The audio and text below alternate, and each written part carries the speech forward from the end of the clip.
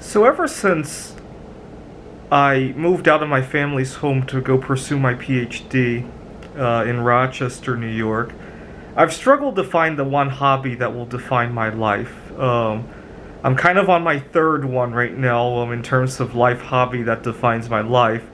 Lately, I've been molding all sorts of metal, right? This is bismuth, which I really love. I've tried other metals more valuable than bismuth, and they have not turned out very well. I did some copper, some silver, a very small amount of gold just to see it, and I tried indium, and only the bismuth really turns out very well. So I'm going to stick with that. And plus, I sell a lot of these on consignment. I can make a lot more money on bismuth. Some of the stuff that I make I can sell for at least 10 times the bismuth value. I'm lucky to get 50 to 100% more with the silver and gold, right, on a good day, right? But more importantly, it helps me network with the right people, especially people involved in art. And unfortunately, throughout my life, I've had a number of life-defining hobbies that have not done very well. I started with writing computer games. Well, it's a very select group of people, right? I mean, you can certainly get people to play the computer games I'm writing, but most people aren't really that interested in the AI, or most people play games for fun, right? I used to go to a Computer Olympiad conference every year. I'm almost not wanting to go to it now because now I have another hobby that is helping me with the networking. And so for the first time in over a decade, I have a new life-defining hobby. Now, a few years ago, I used to be gung-ho about viewing space events, lunar eclipses, planetary conjunctions. I'm not as crazy about it these days compared to a few years ago.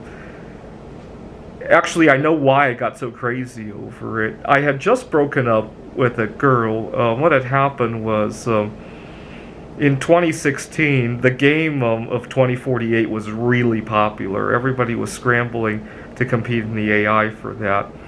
And one day after work, I got lost writing that game and got really late going to my girlfriend's home. She lives with her parents. And when I got there, I was 2 hours late. And my girlfriend accused me of cheating on her.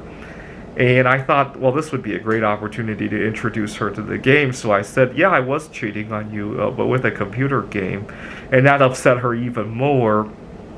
You know, I can see why she got upset even more. When I was a kid, I used to hate, if I got rejected by a girl, I used to hate it even more if she continued to not date anybody else, right? So I would try to ask somebody out, like, for example, let's say I tried to ask out Evelina Falenta, right? And she rejects me, and then I don't see her involved with another guy, and I just felt like it was a waste of a good girl, right? I used to hate that. Nowadays, I like that even more than if they go out with another guy. But at the time, I had no concept of the idea that one could enjoy life by themselves, right? And so now looking back at it, that might have been her sentiment. Now, and then I argued with her over that. And her parents were actually on my side, if I remember correctly. And I stormed out of her place. And I got in my car and I was going to drive home, but I got so lost in thought. It wasn't because I was heartbroken. I was just confused and a lot of things were changing. And I ended up in Ellensburg where this was 2016. Jupiter and Saturn were out. They were not that close together just yet, but they were getting close together. And I remember thinking, I gotta look up when they come into conjunction, because when they do, that will be a perfect romantic getaway. Whether I do it with somebody else or by myself, it will be a perfect romantic getaway. And I looked it up, and it was December 21st of 2020. And I remember thinking, I hope I get off work during that time, right? Little did I know we would get off work that whole year, right? I used to worry about if I would get off work for the days when I want to view the night sky. So it was nice that we got that whole year off where I got to view that Jupiter and Saturn getting closer and closer together. It was also nice that people didn't pollute the skies as well, right?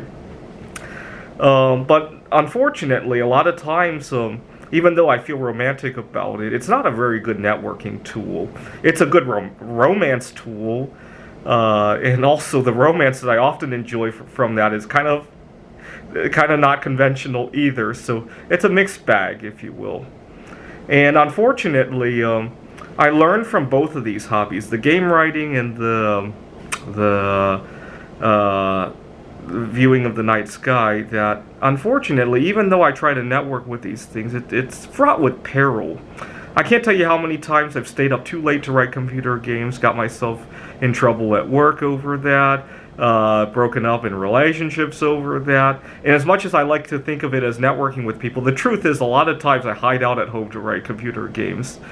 Ditto with the viewing the night sky. A lot of times it's a romantic getaway. It's really not a networking tool, right? It might be a good tool after I network with the right person, right? But you know what? I feel much more romantic when I go out by myself, so that's not going to work either. And unfortunately, a lot of times it's fraught with peril, right? Missing work, missing sleep, car accidents. It's not a free thing to do. Right? It's fraught with all sorts of perils, right? And lately with the bismuth molding, unfortunately, I seriously injured myself a couple of times, especially with the silver. I was pouring some silver when a bunch of it splashed on my hand, and